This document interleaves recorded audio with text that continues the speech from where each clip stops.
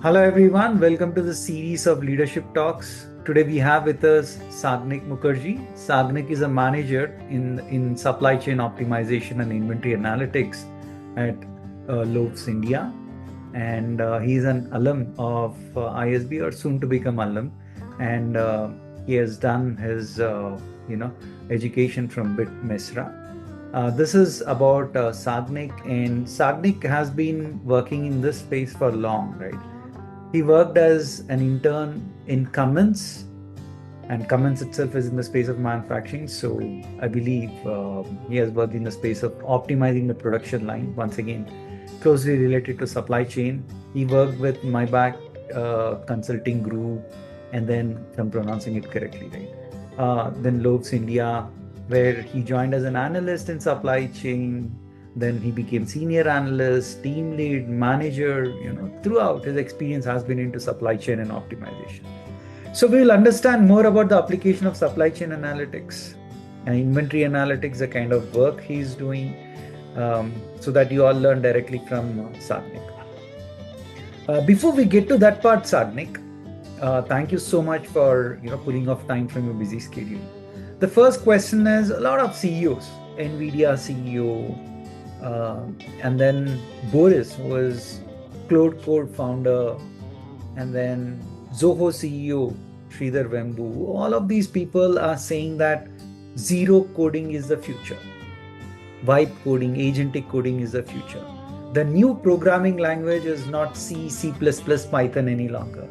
The new programming language is natural language.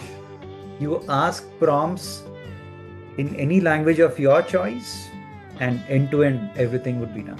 So given that this is how the world is changing, we would like to understand your views on this, and also share a few thoughts on how supply chain analytics is being handled. Sure. Thank you, first of all, Professor, for that introduction. Can't agree more. Vibe coding, agentic coding, when these big tech CEOs are saying, and at a small scale at my level, I can see that happening already today. And I'll give you certain examples. So my role requires me to do very short-term POCs to sell the ideas to the business leaders, and then some of those POCs translate to a broader tech solution.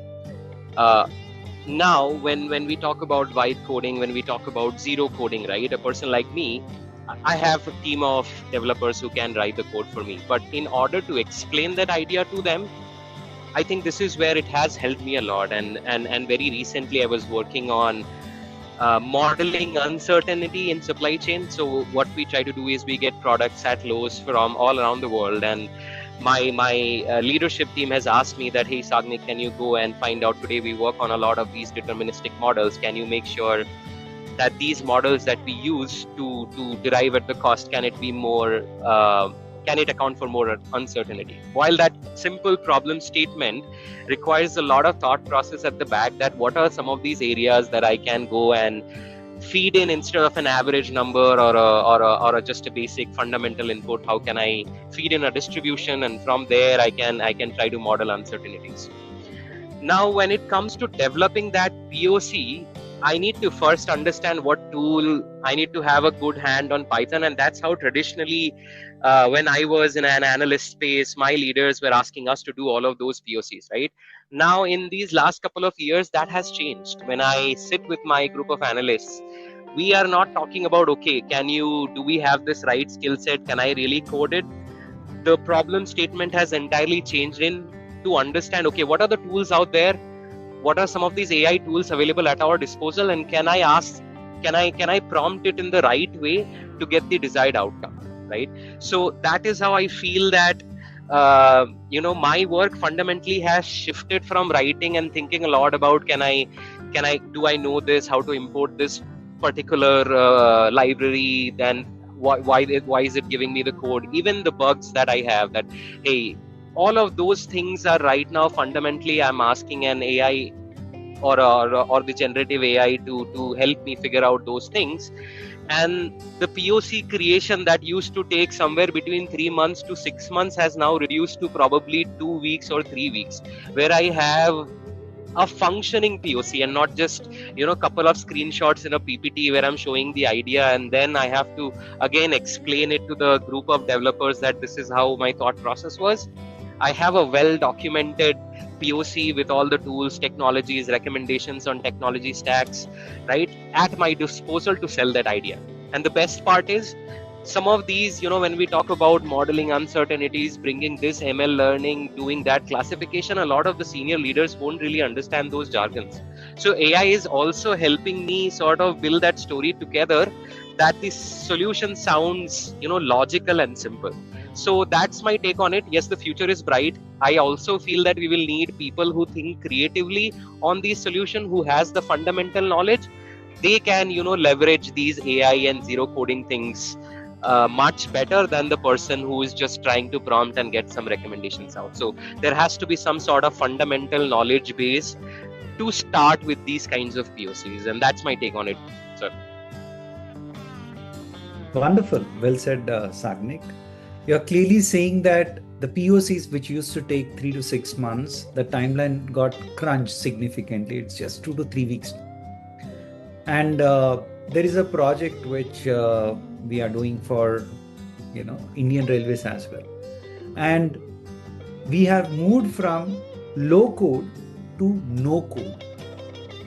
Today we are emphasizing heavily on only writing prompts. And then otherwise, if you give people a leeway to still write code, they will once again prompt and copy that code and paste it, thereby breaking the entire flow, because they'll be in bits and pieces copying and pasting it. Or they might use a command line interface and give prompts. But if we force them to write prompts, the prompts will evolve over a period of time. The prompts will change over a period of time. People are going to modify that for betterment. And ultimately, you'll have a prompt which will be world class. If we allow people to ride on both ships, then it's going to be difficult. Well said. Second, you also said that POCs no longer are just user-based, user interface-based, where you have certain screens, certain options work just to satisfy the customer. From that to actually creating a working software itself. While we say POC, it will have all the functionalities working. You can just deploy it quickly as well. So to that extent, it has matured. That is what you said. And you also said that it's not just the technical know-how or the knowledge pertaining to the coding and all of that, which the Gen AI tools have. They also have the domain knowledge built in. So that is helping you, understand the jargons better, understand the flow of the presentation better, and then you present yourself better when you talk to the senior leaders. Right? This is what you have said. Wonderful. Now, another thing is, what are the kind of skills which you feel fresh graduates should possess? Because there is a recent article that I was reading, and they were saying that 3 in 100 fresh graduates coming out can be employed, supposedly. The pace at which Gen AI is changing, first of all, the faculty members have to learn in all the colleges. Tier 1 is okay, but Tier 2, Tier 3, what about them? And they also have to train the students. If they don't work on the real world projects, ultimately they cannot train the students better. And they're still fixated on the old stuff. Let me make you sit down. Let me make you understand the entire algorithm end to end, the math derivations and all of that. That's good, provided you work in, say, top-notch companies which are building products. Maybe you want to tweak certain finer details. Or maybe if you want to take the research route, that is okay, that kind of education. But a lot of people don't have the very high IQ level to get into top-notch product-based companies or to go and do research, right? Instead, they are joining a lot of companies, service-based companies, especially given the Indian context. So what do you think they should focus on? Should they focus on Python Basic, which is taught to third-class kids in India today? In 2026, that's how the national education rules have changed. Third-class kids will be learning Python programming. Should a graduate also learn that and come out? Or should they be learning the new breed of techniques, prompt engineering, Gen AI, context engineering, and all of that. What is your take, Sagnik? Yeah, so sort of I agree, but here's my thought. I feel that it is important to know the fundamentals at least, if not end to end. Now when I say fundamentals, I should be able to read the code. That some of these models we all may not have access to the frontier models, but a lot of these folks are working on some freemium based models and they get some code outputs. They may not be that good of a quality, right? So I feel the fundamentals of understanding very basic. I again, like you said, not everybody wants to go to a research route that I need to understand that derivation of how this deep learning model is working on, how many neurons it has, and those things. But I should be able to understand in a very simple and logical manner to use it. So that is where I feel that first you have to have that basic education, whether you do it as part of your graduation. There are a lot of free courses available out there. You upskill yourself. But if you want to make yourself industry ready, two things are mostly important. There has to be no learning curve on these basic things. You have to come pre-built with all of these things. Second, the term that I'm hearing these days a lot of colleges are doing is AI engineering. A lot of these companies are working not only based out of one model, but the ability to use a lot of these models in an ensemble manner, put them together, deploy them into a large scale solution, and then continuously train them. Like today's inputs have changed from a structured data to a text, image, and all those things, and your ability to understand how these individual models run, and then how you can create that ensemble makes all the difference, right? Which makes it important if you want to get into the field of AI, data science, right? You have to understand that how this pipeline works. How do you create that production ready tool? And you brought it up earlier that today people are bringing a lot of friction by doing a lot of manual things. I'll ask generative AI to build me this code, I will copy paste it, and again there is some issue, I'll fix it and I will sort of try to deploy it. So that should not be the trend. People should understand the basics, right? How the data engineering piece of it connects, how the MLOps piece of it connects, right? How do you create a structure of tuning your models, right? And again, essentially training and creating those small classification algorithms, it's good for your college project probably to please the professors. But then in the industry, nobody's asking you to create those basic models. They're asking you to sort of use it in a more AI friendly manner, and again, not everybody is deploying a frontier model or developing that requires a lot of significant cost, right? So you should be able to work with these palette of different AIs and use it whenever required, and probably know how to bridge all of them together. So I was also watching a video how some of these independent coders are trying to connect Claude Code and Codex together into like creating an end-to-end workflow where the Claude is actually coding and Codex is reviewing the code. Having that sort of skills would really help any student who is aspiring to get into this field stand out from the crowd. That hey, I have built a very small scale where I've used a couple of models, brought them together. I'm using the advantages of Claude and advantages of ChatGPT or OpenAI, and then building an end-to-end solution. That's where I think the real value is. Along with understanding the right way to prompt, and all those things will become the baseline expectation from any aspiring graduate. So that's my take on it. Absolutely.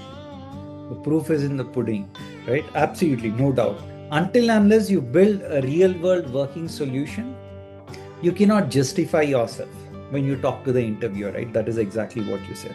And you're saying that there are a lot of tools available in the market, a lot of algorithms, a lot of integration that has to happen. You integrate all of that and then build a solution.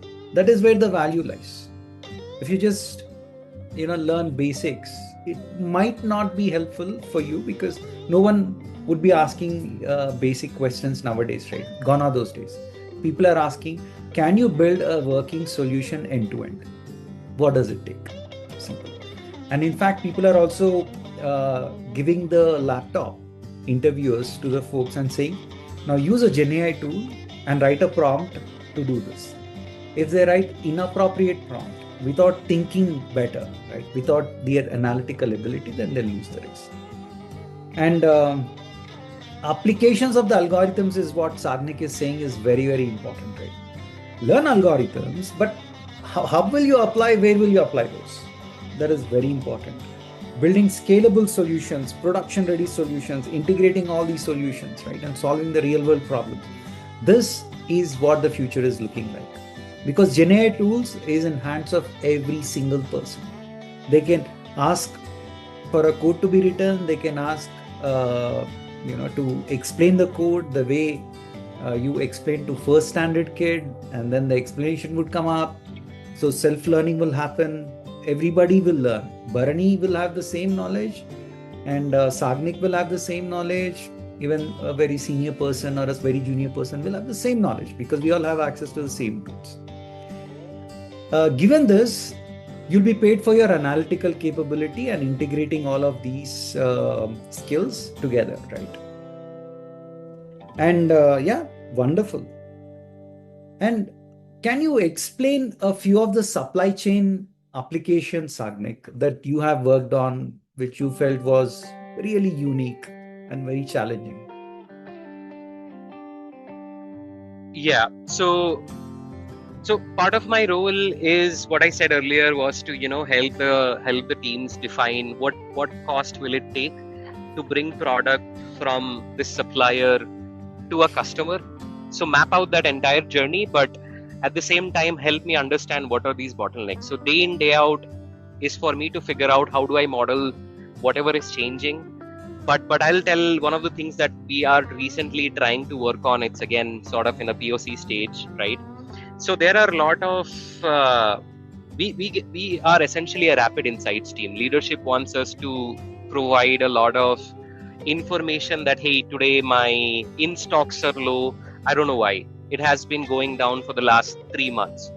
And traditionally, a lot of these business intelligence team, what they have done is we provide beautifully curated charts, give all of these different visuals, but we are not essentially trying to answer the question that what's causing this, right? The granularist detail would be like, hey, this is the item, this is particular from this product hierarchy, it's causing this, but why is it causing it? Nobody is working on that. So we are trying to build a natural language BI based outcome where stakeholder would have questions like, hey, my warehouse is operating on X capacity. Can you tell me why is it so?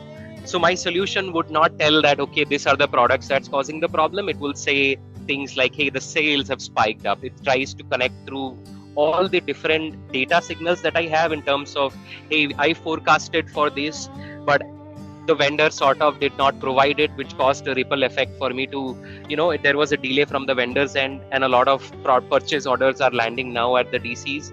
And then I don't have, my throughput capacity is X, but now I have landed X plus 50. Hence, this is causing a lot of the bullwhip effect downstream and letting my products not reach on the stores on time.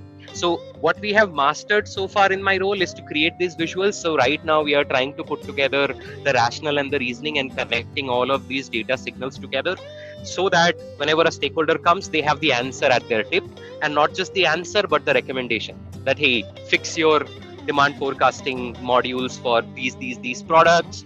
These are seasonal products. Probably you need to sort of be careful with this vendor, or probably think about exploring some other vendor options which can historically help you done that. So we have all of these data points, but when somebody does it manually, they don't think of all those different nuances. So our effort right now is to connect all of these data signals and provide a good recommendation, a data backed recommendation, and not just pretty looking charts. So that's what we are working from a supply chain perspective, because in order to solve for supply chain problems, be it retail, be it manufacturing, is the ability to first see through the things, what's happening now, and ability to predict that, okay, what are the areas I will fail.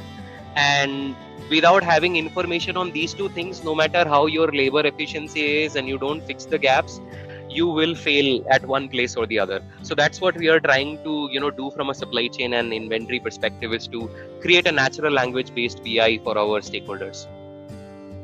Wonderful, wonderful, Sagnik. So you are very clearly saying that, first of all, one needs to understand the entire value stream, understand the non-value added activities within that, right?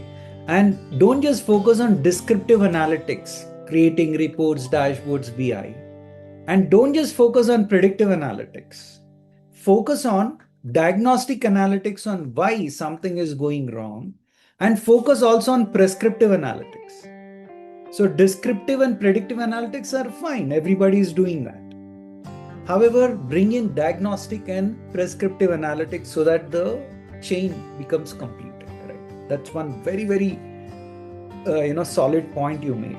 Then you also said that reasoning, transparency, building in explainability into whatever analytics you do is critical.